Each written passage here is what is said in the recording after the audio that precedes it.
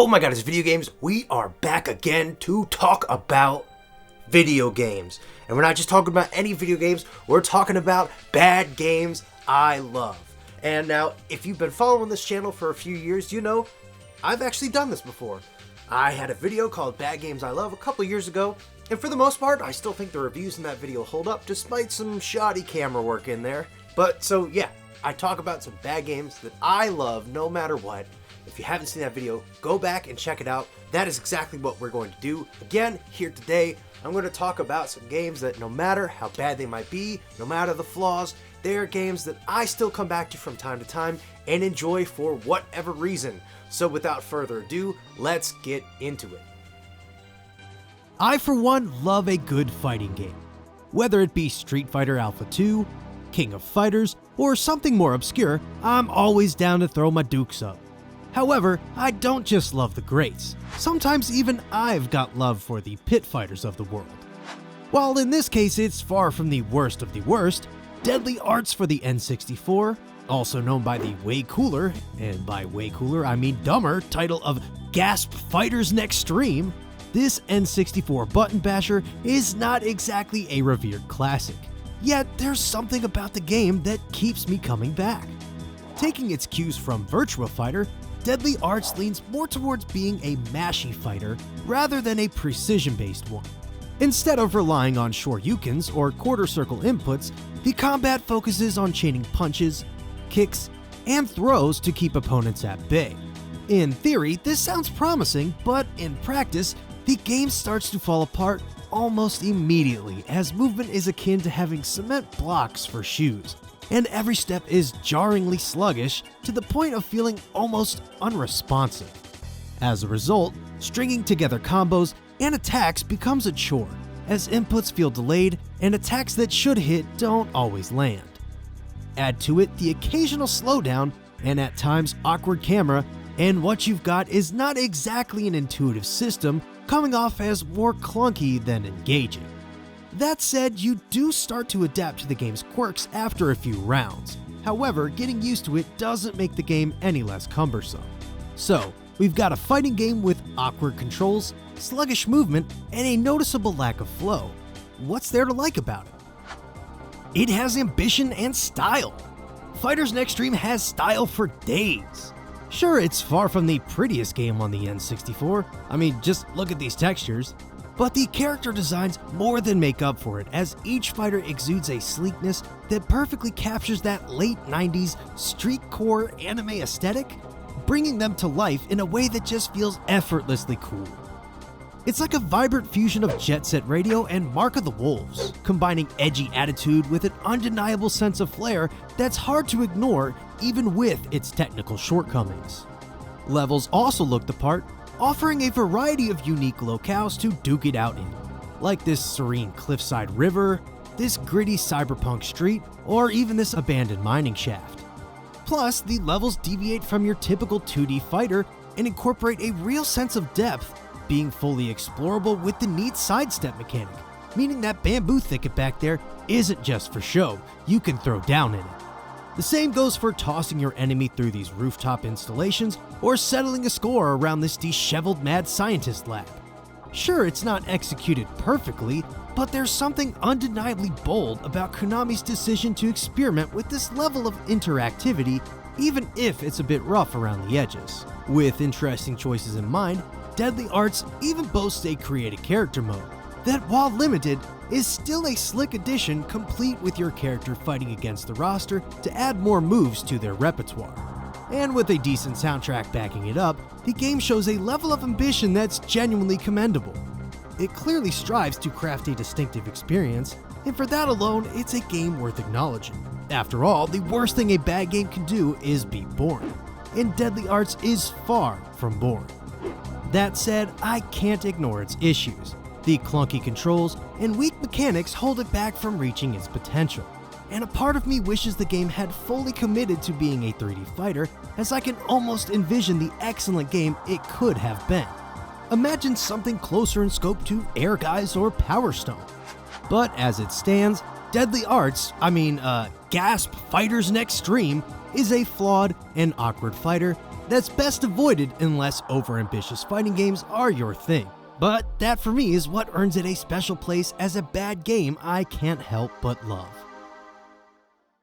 Growing up in the heyday of the military cover shooter craze of the 2000s, with the likes of Call of Duty, Black, and Medal of Honor leading the charge, I spent many hours in the trenches with these games, both playing them and watching my friends dive into the action.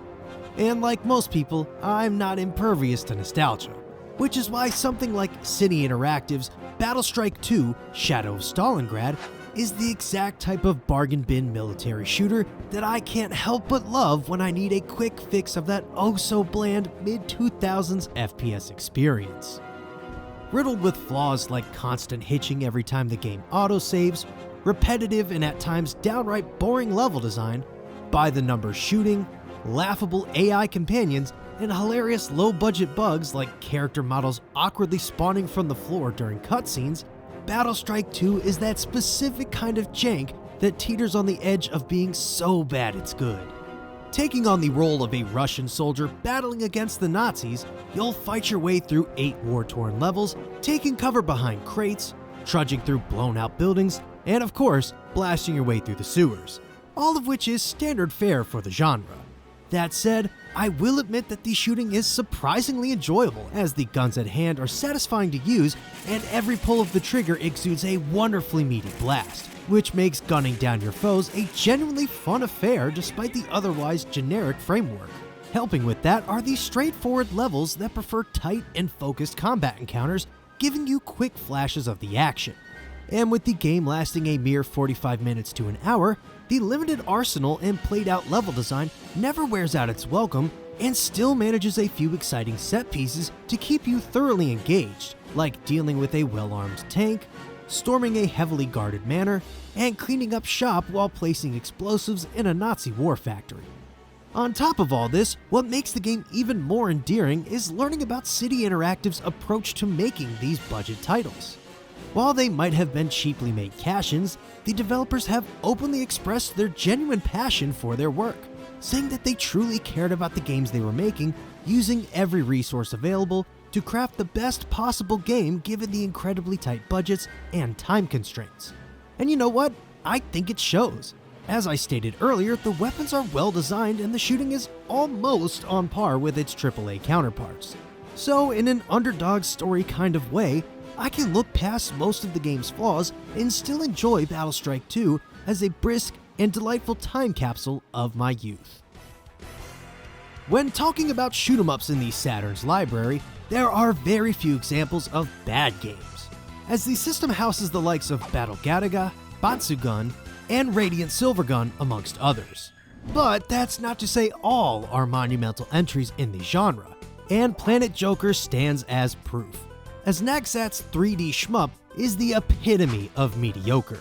From the start, Planet Joker suffers from rigid controls that make movement feel sluggish, ultimately dampening the action to where it feels rather uninspired. And while feasible, the weapons at your disposal are underwhelming and lack any real impact, with several feeling like ineffective pea shooters until upgraded. Furthermore, making matters worse, the soundtrack is almost entirely forgettable, adding little to the overall experience. So with this litany of problems, why do I love this game? Well, when I first started collecting for the Saturn, I was a teenager with very little money. And if you've ever spent any amount of time collecting for the Saturn, you'll know that most good games don't come cheap. So when a broke 18-year-old me saw a Saturn game going for $25 that wasn't an RPG or visual novel, I jumped at the chance to own it. And that's how Planet Joker found its way into my collection. And you know what? Despite all of its problems, I still have fond memories of those summer afternoons, spending hours trying to push further and further into this quirky little shooter. And there was something oddly satisfying about sticking with it, even if I knew it wasn't the best game. And truth be told, while the graphics aren't Burning Ranger's level of 3D, they still have their moments and their charm. I mean, this dual Spider-Bot boss fight is pretty cool. I also appreciate how the levels not only change the scenery as you progress, creating a decent sense of scale, but also incorporate some perspective shifts that make for some neat highlights. Not to mention, right from the start you have a ton of cool mechs to choose from, all with their own unique stats and weapons, so if anything the game at least boasts some variety. Additionally, it's pretty clear that a reasonable amount of effort went into the game, as the between-level cutscenes are fully voiced and include some minimal animation, adding a little to the overall polish. But when all is said and done, Planet Joker is far from a great game. But I wouldn't call it a terrible one either. It's certainly playable. And let's be honest, your pilot pulling off a sick flip is still cool. While it might not stack up against other shooters on the Saturn, it's a game I love revisiting every few years to spend yet another lazy summer afternoon with it, as it will forever evoke those early days of Saturn collecting for me, when life was simple and all I had to worry about was finding my next import. And for that, it's a bad game I'll always love. And there you have it, 3 more bad games I love. This was a lot of fun to make. I'm sure I'll do another episode similar to this or in a similar style, so stick around to check them out. If you have some bad games you love, please let me know what they are down below. I'd love to hear them. And with that, I will see you all next time. Hey, thanks for watching. If you like this episode, consider checking out these other videos right here, or even subscribing. Also, if you'd like to throw me a couple of bucks, you can support the show on Patreon.